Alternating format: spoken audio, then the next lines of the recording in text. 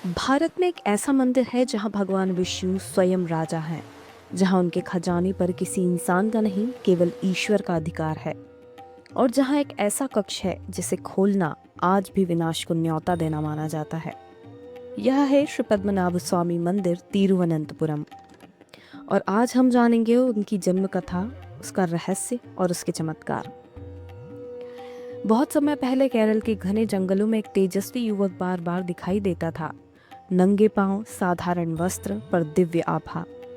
उसी वन में राज्य करते थे वैष्णव भक्त राजा दिवाकरम मुनि। एक दिन राजा ने उस युवक से पूछा, तुम कौन हो? युवक मुस्कुराया और बोला, पहचानने की कोशिश मत करो, बस प्रेम देना और अहंकार मत रखना। राजा का मन उससे आसक्त हो गया, पर एक दिन उन्होंने जिद में आकर उसका हाथ पकड़ लिया। जैसे ही राजा ने हाथ पकड़ा, युवक प्रकाश बनकर गायब हो गया। एक गूंजती हुई आवाज सुनाई दी, मैं अनंतन हूँ, भगवान विष्णु का अनंत स्वरूप। यदि मुझे देखना चाहते हो तो जंगल के पूर्व में आओ। राजा स्तब्ध रह गए।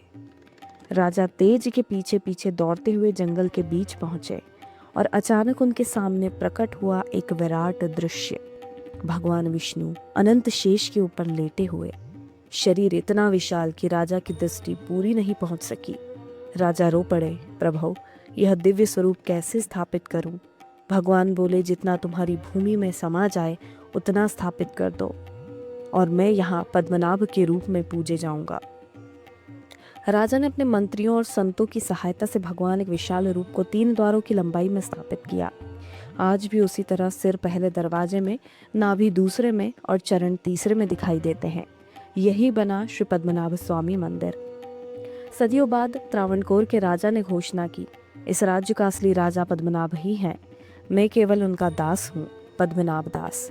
आज भी केरल में कानूनी रूप से राज्य का शासक भगवान पद्मनाभ स्वामी माने जाते हैं।